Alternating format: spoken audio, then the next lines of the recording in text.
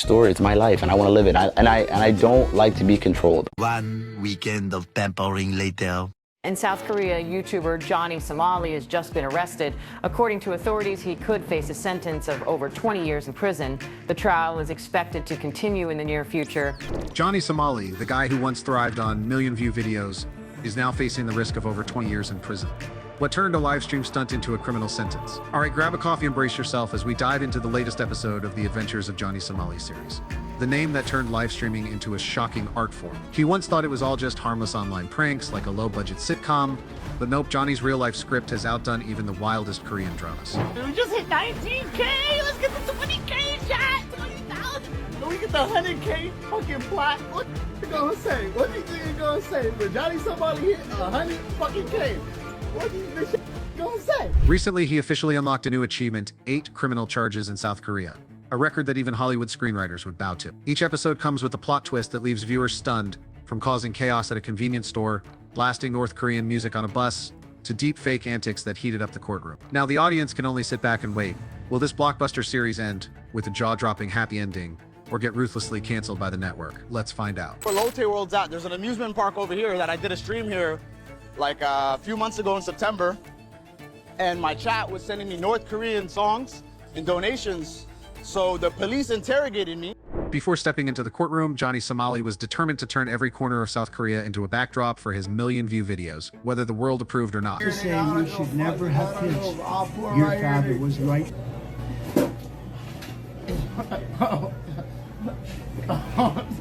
You Chinese ass bitch. He probably doesn't even know that a new charge has already been added. Maybe he'll find out when the court notice hits his doorstep, if it hasn't already. Even legal experts like Legal Mindset are concerned. Not just live streaming, he also directed a blockbuster where ordinary citizens were unwittingly dragged into playing extras without a script, without pay.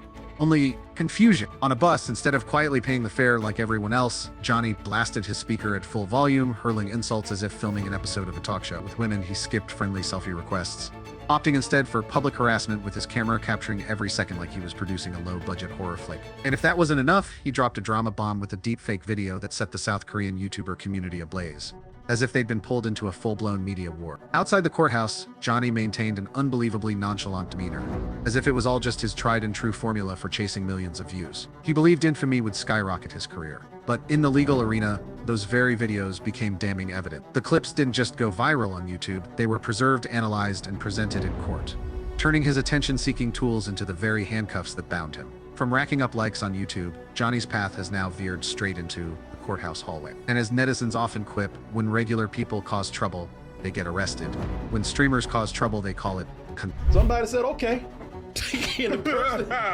Actually, a lot of people said, all right, because this is what I learned today about this.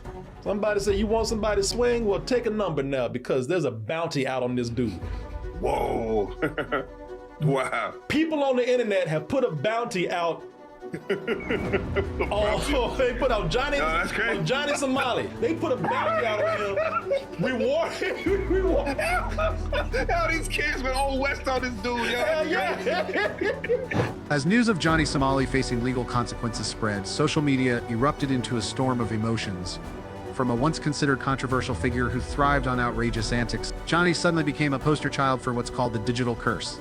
The very thing that once fueled him with views, money, and attention has now turned against him, chaining him to the defendant's seat in court. Thousands flocked to his live streams to see Johnny Somali, treating him like an idol of their own making. I guess they don't want to. Johnny! Excuse me, guys.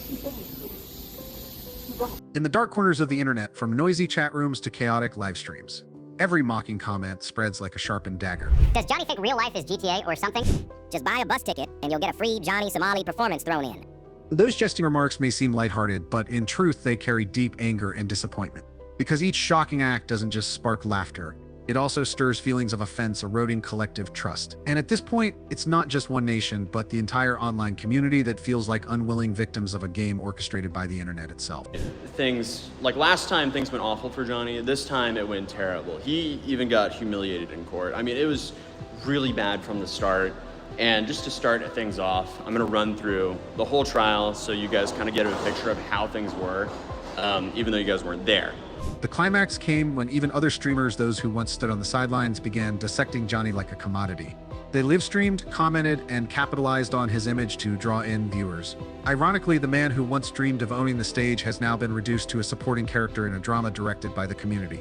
Johnny no longer creates content, he has become the content, a reluctant symbol of collective judgment. Blur him and not talk about him, but it's still worth seeing the footage because he's such an idiot. Acting like I'm a terrorist or something.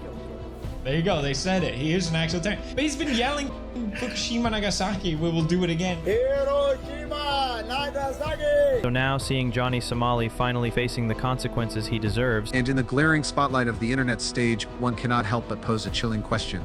Is the ultimate price of fame through provocation not silence but public destruction? In that whirlwind of noise, what remains is not laughter but a silence worthy of reflection. The internet can turn any moment into content, but not everything deserves to be broadcast. The fragile line between entertainment and destruction, once crossed, quickly transforms the stage's spotlight into the glare of an interrogation lamp. On YouTube, millions of views were once seen as the measure of success, but in the courtroom, it's the thick stacks of case files that stand as evidence of failure. Two stages, one virtual, one real, ultimately converge at the same point, judgment. And in that moment, the cold voice of reality rings out. In the end, no golden play button can save him from the bars of a cell. So Somali, before this charge, so this is before the one we're going to talk about today, before today had 7 criminal charges. And those charges were 3 accounts of obstruction of business. We have 2 accounts of the Minor Crimes Act and 2 deepfake counts. Explosive moment finally arrived.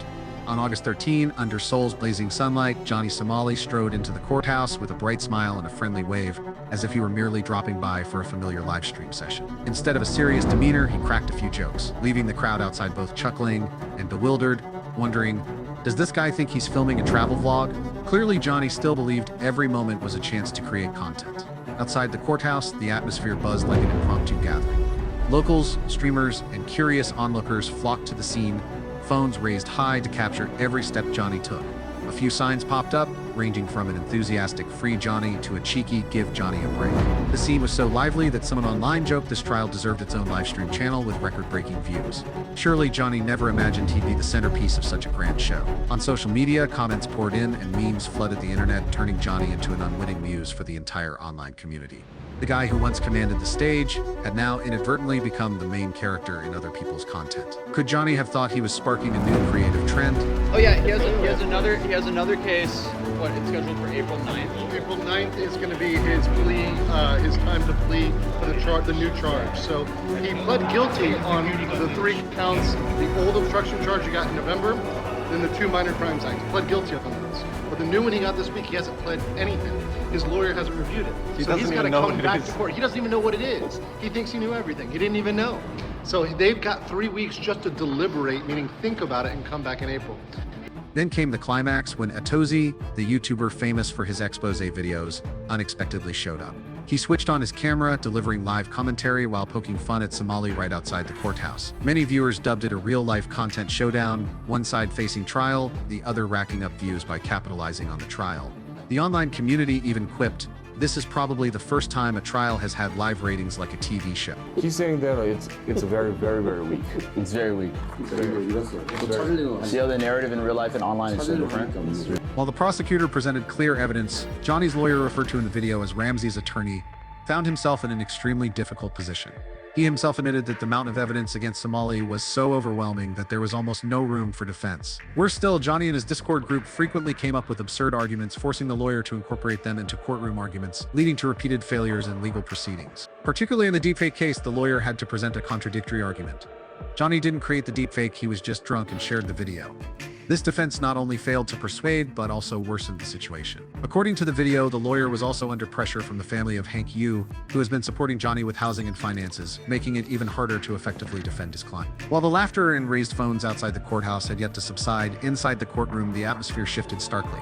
Here, there was no room for chaos, no stage for Johnny Somali to keep playing the clown. Instead, a tense silence hung in the air, broken only by the clear, resolute voice of the prosecutor, like a blade slicing through the illusionary armor Somali had cloaked himself in. The defendant, Johnny Somali, is charged with Each word fell like a hammer strike, each accusation a reminder that the real world doesn't operate by the rules of the live stream. 4 counts of obstructing business, from causing chaos on a bus and disrupting Lottie World to other public disturbances.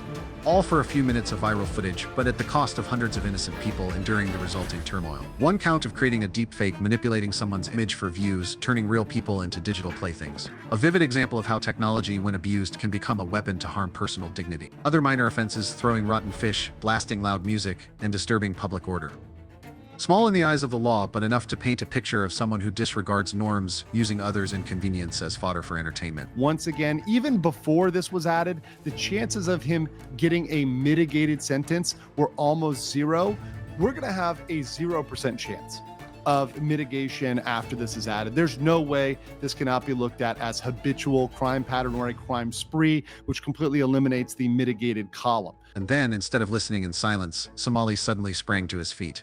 The sharp sound of wood echoed as he slammed his hand on the table, his face flushed with anger, his voice booming through the room. I don't accept this. This isn't a crime, it's content. You guys don't understand anything about live streaming. The sound reverberated, bringing the entire courtroom to a stunned halt for a few seconds. Spectators exchanged glances, reporters paused their scribbling, and even the security guards momentarily froze. In that tense atmosphere, a single question lingered in everyone's minds. Does he truly understand the difference between toxic content and content that gains attention? Or is he merely clinging to his audience, trying to turn every wrongdoing into a performance? At that moment, security guards immediately stepped forward, hands hovering near their belts, ready to intervene if Somali acted rashly. The judge furrowed their brow, repeatedly banging the gavel to regain control of the situation. Drama's on, folks. One streamer broadcasted the scene of Somali slamming the table, overlaying it with final boss music right on the live stream. Inside the courtroom, Somali continued clashing with his own lawyer, desperately trying to grab the microphone to explain to the audience. Security personnel had to hold him firmly, forcing him to sit down. But Somali kept shouting, his voice hoarse. You want to shut me down, but the audience out there won't forgive you. A truly chaotic moment. The prosecutor struggled to continue reading. The judge repeatedly signaled for order, while Somali thrashed about as if this were a grand finale. He shouted as if he were in a high-stakes live stream, treating the courtroom as his stage and the prosecutor as the villain. But the bitter irony was clear. Here, there were no donations, no chat box cheering him on. Only a verdict steadily closing in. Remember, the default was about 2 years? Now it's 4. Now it's 4. The aggravated minimum, which I think is very possible, is 8 years and 4.5 months. Think about that, people. A minimum of 8 years and 4.5 months. That cannot be more wonderful. That cannot be more apt punishment for Johnny Somali if he gets 8 years in a Korean prison. At that moment, the penalty frame began to appear like a cold sentence of the law. The media in Korea reported that crimes of obstructing business down to petty harassment could land Johnny Somali in prison for up to 5 years or a fine of 50 million won, not a number he could donate via super chat to avoid. The most serious is deepfake, an act considered a serious violation. For this crime, Somali faces a sentence of up to 7 years. If in the online world, he once proclaimed himself a limitless creator, now the limit is the 4 walls of prison. Small crimes like disturbing the peace, throwing rotten fish, or playing loud music sound trivial but also add bricks to the wall of accusation. Punishment, short-term detention, administrative fines. Every petty joke now becomes a black mark on the record. The question rang in the air: did he live stream from inside? Is he in prison? Half the audience burst out laughing, the other half remained silent. Because somewhere, everyone understood social media can feed him, but it is also the very thing that pushes him down the abyss. The question remains, will Johnny Somali become the first streamer to review a Korean prison? The trial ended not with a verdict, but with a bizarre plea bargain. Somali flatly declared that he would only accept 4 of the 6 charges. For him, it was a deal, a last-ditch effort to retain some control. But for the prosecution, it was nothing more than a clumsy play, where the defendant was still trying to act out a show for views in the middle of the courtroom. The whole room fell silent for a moment, then it erupted, as if everyone understood. This time Somali was not facing a YouTube audience, but facing the law, where there are no like buttons, no unsubscribe buttons. The temporary ending was like a cliffhanger. There was no end, just a promise to see you in the next episode. Johnny Somali, the man who once turned the world into a stage, was now being turned by the world into a TV show. The verdict had not yet come, but the internet had already judged. Memes spread faster than profiles, comments outnumbered the Borders version. And this time, Somali is not a director, not a streamer, but just a character being reviewed in his own real life. So what will happen next?